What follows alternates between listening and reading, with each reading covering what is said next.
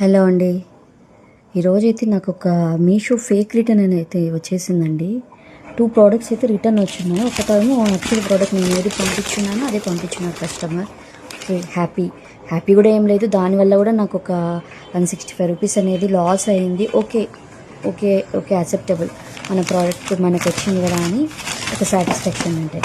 ఇదైతే హేమాజీ అంటే ఎవరో దొండపర్తి అంట, రామాలయం దగ్గర ఉంటుందంట మహాతల్లి, విశాఖపట్నం. అంత మంచి పేరున్న ప్రాంతంలో పుట్టి ఇలాంటి పనికి మాలిన మోసాలు, ఇంట్లో కూర్చొని మోసాలు దొంగతనాలు చేస్తున్నారు మహాతల్లిలో. నీకు తీసుకోవడానికి నీకు లేదా కొనుక్కు, నీకు ఇష్టం లేదా ప్రోడక్ట్ పంపించేసి ప్రోడక్ట్ రిటర్న్. అంతేగాని నేను పంపించిన ప్రోడక్ట్ నీ దగ్గర పెట్టుకొని నీ దగ్గర ఉన్న పనికి మాలిన ప్రోడక్ట్ నాకు పంపిస్తే ఎలా ఉంటుంది? అది కూడా ఈ మహాతల్లి చాలా అసలు తెలివిగా పెట్టిందండి. ఇయర్ స్టడ్స్ మాత్రం నేను పంపించిన సెట్ పెట్టి, నెక్స్ట్ సెట్ మాత్రం ఆమె దగ్గర ఉన్న పనికి మాలిన సెట్, వాడేసిన సెట్ నాకు పంపించింది. కొంచెమైనా తెలివి ఉండాలా? ఇప్పుడు స్టడ్స్ మాత్రం నేను పంపించి నెక్స్ట్ సెట్ పంపించకుండా ఉంటాను. దొంగ ఇక్కడే దొరికిపోయింది.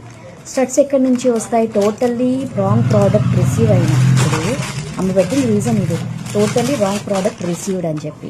టోటల్లీ రాంగ్ ప్రోడక్ట్ రిసీవ్ అయినప్పుడు నీకు స్టడ్స్ మాత్రం కరెక్ట్ ఎలా రిసీవ్ అయ్యాయి? ఒక చిన్న లాజిక్ పెద్ద పనికి మాలిన వాళ్ళు, దరిద్రపు వాళ్ళు, అడుక్కు తినే వాళ్ళు ఇలాంటి పనికి మాలిన పని చేయడం కన్నా కూడా అడుక్కు తినడం బెటర్ కదా. నేనైతే ఖచ్చితంగా మహాతల్లి హేమాజీ నువ్వు ఎక్కడున్నా నేను నిన్ను వదలను. నేను కంప్లైంట్ రైజ్ చేశాను.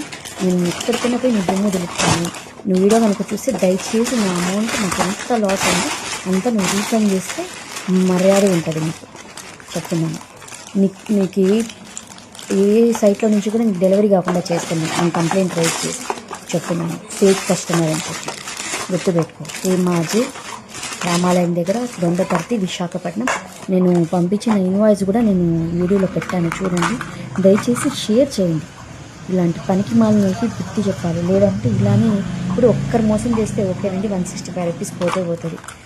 మళ్ళీ ప్రోడక్ట్ కూడా ఒక 500-600, అది ఇలాగే ఒక 10 మంది చేస్తే ఎంత లాస్ అవుతుంది? 10,000 లాస్ అయిపోతుంది.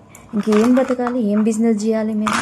ఇంత వర్స్ట్ మనుషుల ఆడవాళ్ళు కూడా ఇంత ఫేక్ ప్రోడక్ట్ పంపిస్తారు. చెప్పు తీసుకుని కొట్టాలనిపిస్తుంది నాకైతే.